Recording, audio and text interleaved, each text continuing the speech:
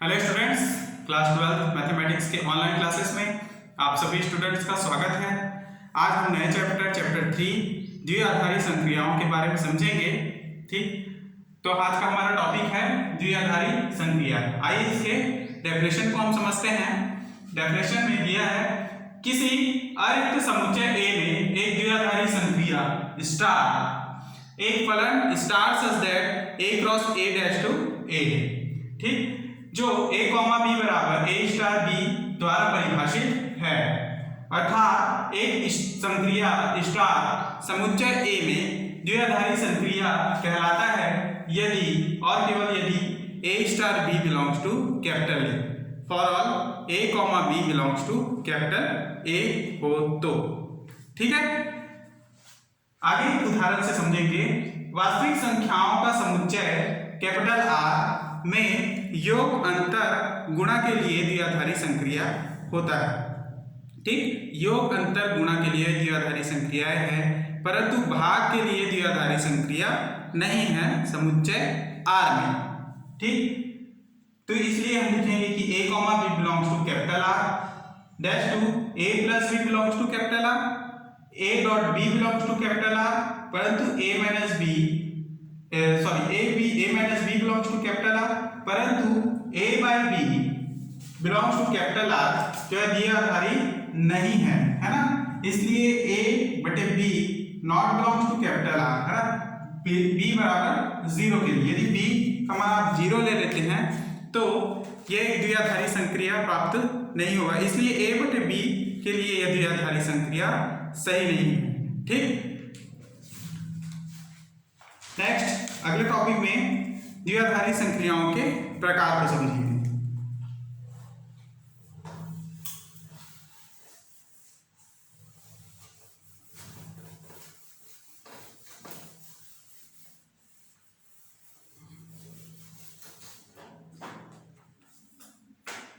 द्विआधारी संक्रियाओं के प्रकार, और पहला पॉइंट है क्रम विनिमयता का।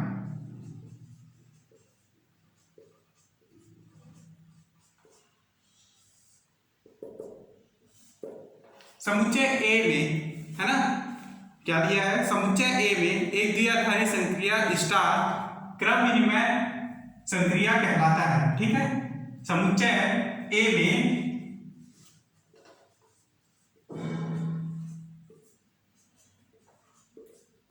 एक द्विआधारी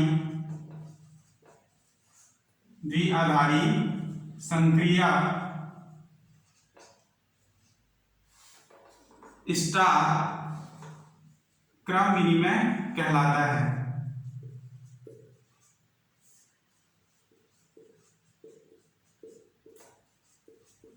यदि इस सूत्र को आपको हमेशा याद रखना है, क्रम विनिमयता के लिए हमेशा a स्टार b बराबर b स्टार a लिया जाता है ना। a स्टार b बराबर b स्टार a के रूप में लिया जाता है for all a b belongs to capital A में समुच्चय A के अवयव। इसलिए क्रम विनिमयता के लिए हमेशा a स्टार b बराबर जैसे उसका विपरीत b स्टार a, यही लेना है। ठीक है, जिसमें योग और गुणा के लिए, योग गुणा अंतर के लिए ये द्विआधारी संक्रियाएं क्रम विनिमयता में सही है। द्विआधारी संक्रियाएं होती हैं क्रम विनिमयता में, होता है केवल योग अंतर और गुणा के लिए।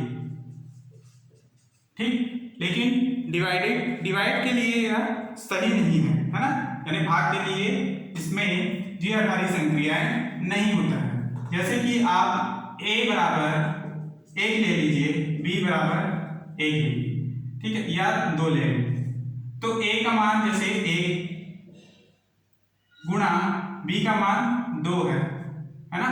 तो यहाँ पर b का मान 2 गुणा 1 ले, दोनों का वैल्यू बराबर है, 2 बराबर 2, तो इसका अर्थ यह है गुणा के लिए सही है ना। अब यदि योग के लिए ले तो a प्लस b बराबर b प्लस a, तो a बराबर 1 प्लस b बराबर 2, यहाँ पर 2 धन 1, यानी कि यहाँ पर भी हमको 3 बराबर 3 प्राप्त हो रहा है, दोनों वैल्यू समान प्राप्त हो रहा है। इसका अर्थ ये है कि योग और गुणा के लिए ये क्रम विनिमयता सही है, परंतु डिवाइड के लिए यह सही नहीं होता है, इसलिए ऐसा लिखा जा सकता है कि ये भाग में क्रम विनिमयता द्विआधारी संक्रिया नहीं होता है। ठीक, नेक्स्ट हम सहचर्यता के बारे में समझेंगे। क्रम विनिमयता के बाद सहचर्य संक्रियाएं।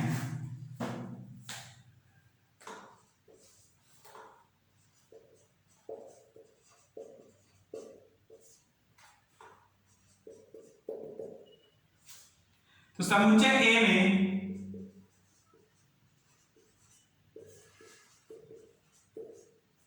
एक द्विआधारी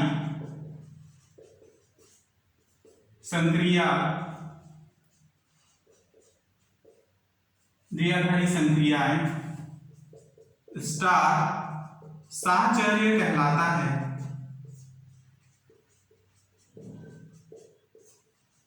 कब कहलाता है?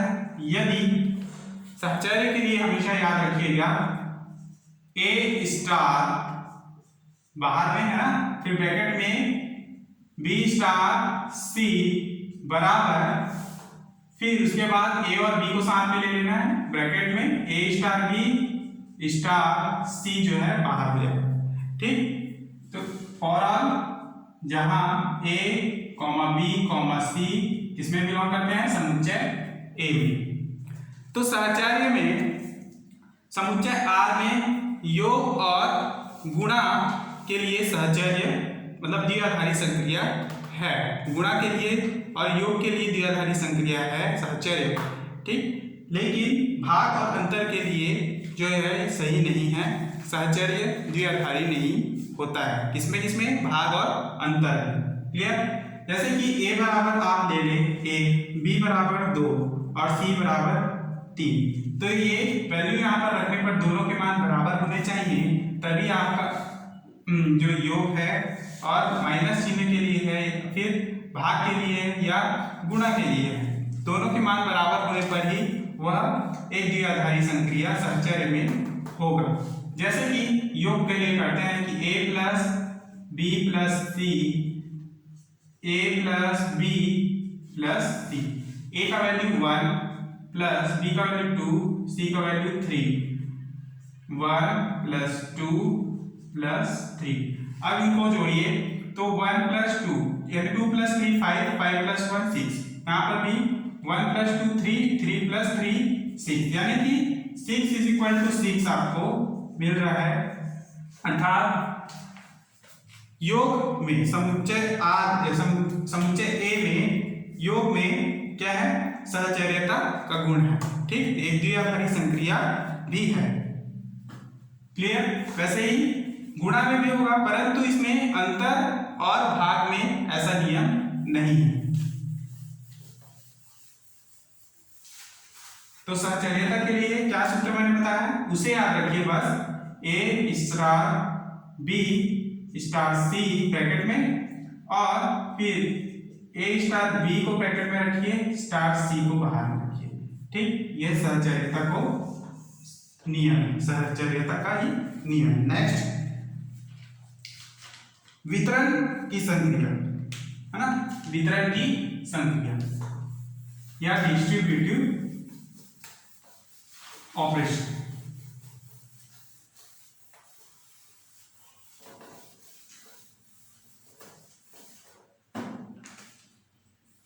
तीसरा है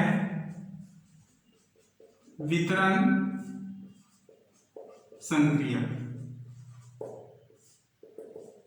ठीक है, डिस्ट्रीब्यूटिव ऑपरेशन।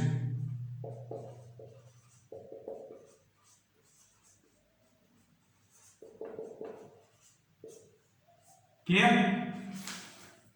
तो माना ए अरिक्त समुच्चय है और a star such that a cross a dash to a तथा operation such that a cross a dash to a पर कोई दो द्विआधारी संक्रियाएं हैं। ठीक है, दो फलन हैं जिनको हम दो द्विआधारी संक्रियाओं के रूप में उनके ऑपरेशंस को द्विआधारी संक्रियाएं कहेंगे। ठीक है, कौन कौन से ऑपरेशन है? एक स्टार है, दूसरा ओ, इसके ओ के रूप में लेते हैं हम उसको, वह एक द्विआधारी संक्रिया है। तो स्टार ओ के सापेक्ष वितरण है ना, वो स्टार इसको हम ऑपरेशन कहेंगे, के सापेक्ष वितरण द्विआधारी संक्रियाएं कहलाती हैं। यदि इसके लिए ए स्टार बी ऑफ सी है ना, बी ऑपरेशन सी बराबर, इसको लिखेंगे पहले ए स्टार बी लिखेंगे ब्रैकेट में, फिर ऑपरेशन उसके बाद ए को सी के साथ स्टार में लिखेंगे, ए स्टार सी। ठीक, ये पहला फॉर्मूला है वितरण के लिए, पहला फॉर्मूला। अब जस्ट ओ को और स्टार का स्थान बदल देंगे। तो पहले ए ऑफ बी स्टार सी, ठीक, उसी को हम ए ऑफ बी स्टार क्या लिखेंगे, ए ऑफ सी। ठीक, और सभी ए बी सी किसमें बिलोंग करते हैं? मान लीजिए समुच्चय ए में a comma c, b comma c belongs to समुच्चय ए। ठीक, तो इसे भी आपको याद रखना है हमेशा सहचर्यता के लिए। ठीक, आगे हम अपने एग्जाम्पल के प्रश्नों में आते हैं। तो एग्जाम्पल के प्रश्न में दिया है, निर्धारित कीजिए निम्नलिखित प्रकार से परिभाषित प्रत्येक संक्रिया स्टार से एक द्विआधारी संक्रिया स्टार से एक द्विआधारी संक्रिया स्टार से संक्रिया प्राप्त होती है या नहीं। ठीक है,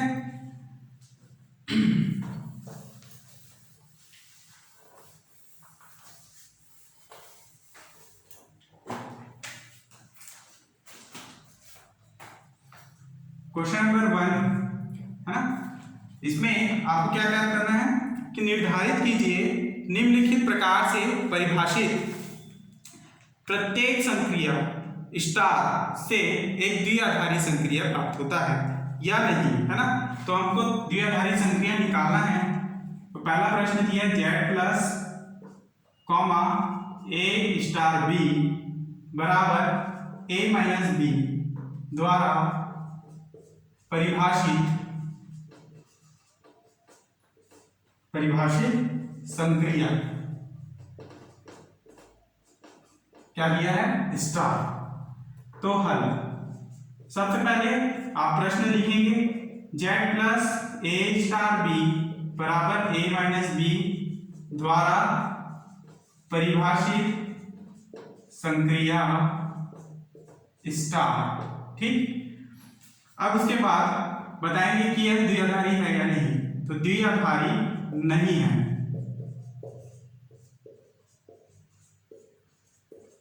नहीं। ठीक, क्यों नहीं है? क्योंकि a minus B belongs to Z plus, या फिर क्या हो सकता है a minus B not belongs to Z plus भी हो सकता है। ठीक है, अंतर के लिए द्विआधारी संक्रिया नहीं भी हो सकता और ये हो भी सकता है। जैसे कि यहां पर a बराबर या एक संख्या ले ले 2 जो बिलोंग करता है जेड प्लस में। ठीक है, फिर दूसरी संख्या 5 ले ले, है ना, जो जेड प्लस में बिलोंग करते हैं, परंतु इनका अंतर 2 minus 5 not belongs to Z plus, क्योंकि -3 not belongs to Z plus, है ना। -3 जो है पूर्णांक संख्याओं के, धनात्मक पूर्णांक संख्याओं के अंतर्गत नहीं है, इसलिए क्या है a माइनस बी भी एक द्विआधारी संख्या, यानी माइनस चिन्ह है, द्विआधारी संख्या नहीं होगा। इसलिए दिया गया प्रश्न भी एक द्विआधारी संक्रिया नहीं दर्शाता है। ठीक, तो द्विआधारी नहीं।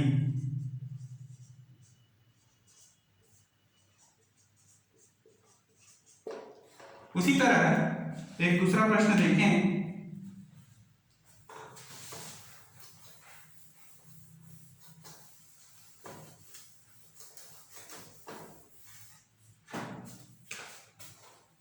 दिया है z प्लस में, z प्लस किसे दर्शा रहा है? पूर्णांक संख्याओं को दर्शा रहा है, धनात्मक पूर्णांक संख्या को। a स्टार b बराबर दिया है a डॉट b द्वारा परिभाषित संक्रिया स्टार। ठीक, यहां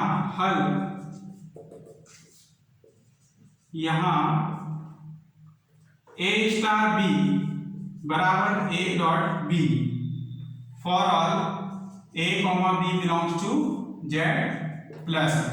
ठीक, यहाँ a comma b belongs to z plus dash to लिखेंगे a डॉट b यदि बिलोंग करते हैं z प्लस में, तो इसका अर्थ ये है कि for all a comma b belongs to z plus, है ना, और a कॉमा b बराबर है a स्टार b, तो a स्टार b बिलोंग करेगा z प्लस में for all a comma b belongs to z plus. ठीक, दोनों जो हैं z प्लस में बिलोंग करते हैं। ठीक, यदि a बराबर 1 ले, b बराबर आप 2 लेते हैं। ठीक, तो 2 एकम 2 और 2 एक पूर्णांक संख्या के अंतर्गत आता है। उसी प्रकार यहाँ पर भी a बराबर a, है ना, और b बराबर 2 लेंगे, तो a स्टार b यानी 1 स्टार 2b क्या दर्शाएगा? a डॉट b को दर्शाएगा और एक द्विआधारी संक्रिया को भी दर्शाता है। क्लियर? तो इसलिए ये क्या है? द्विआधारी संक्रिया है।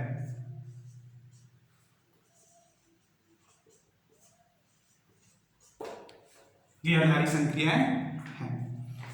नेक्स्ट अगले क्वेश्चन में आएंगे हम। इनके और भी क्वेश्चंस हैं जिनको आपको बनाने हैं। ठीक, next question number 2।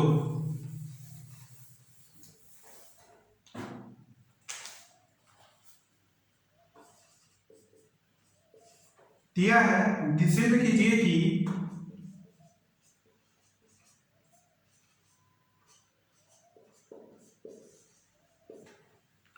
Star such that r cross r dash to r a comma b बराबर a प्लस 4b का स्क्वायर डैश, है ना, द्वारा प्रदत्त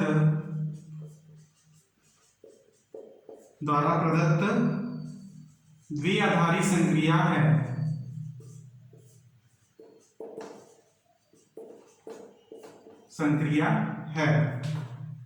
तो -5 स्टार 2 स्टार o का मान ज्ञात कीजिए।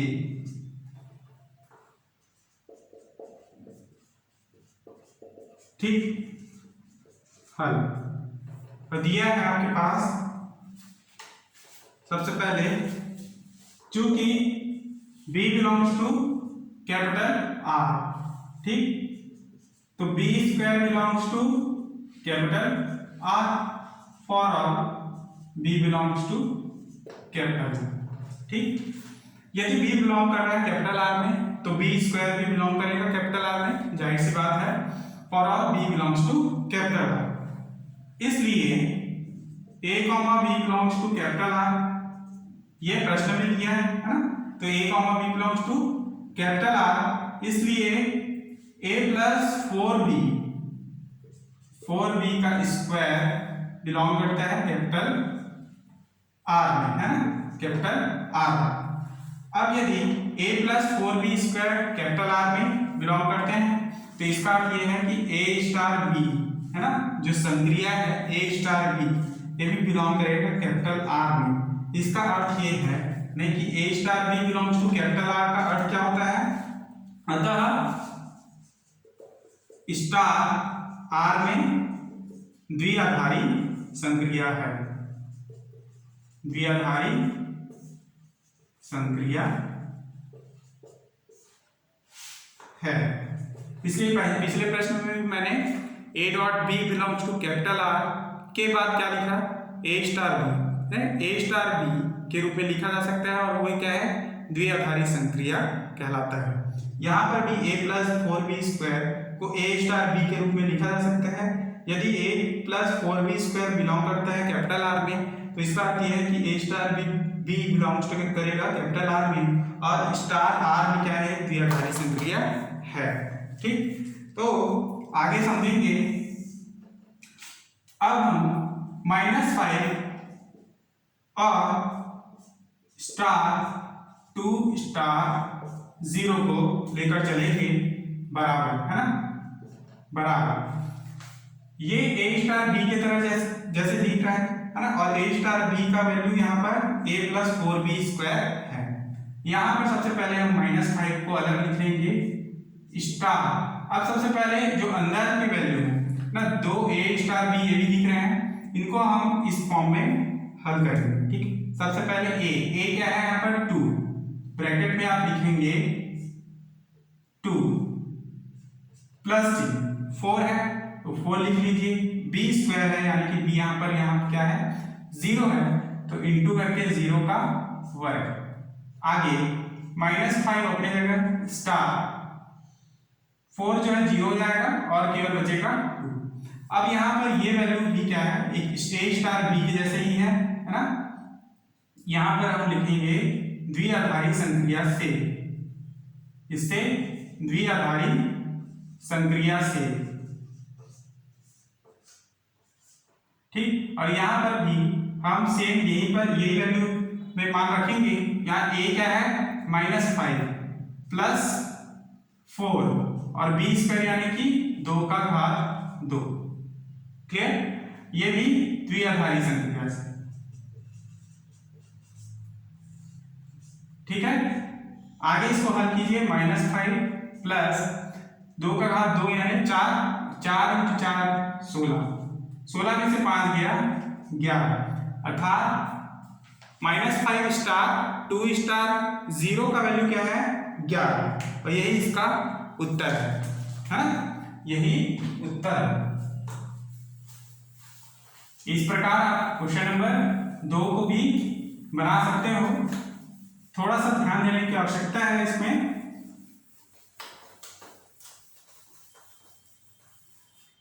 ठीक, तो आज की क्लास हम यहीं पर समाप्त कर रहे हैं। अगले क्लास में हम इसके आगे के प्रश्नों को हल करेंगे और भी जो एग्जाम्पल हैं उनको हम हल करेंगे, और उसके बाद फिर हम प्रश्नावली के क्वेश्चंस में जल्दी आएंगे। आज की क्लास यहीं पर समाप्त करते हैं। धन्यवाद।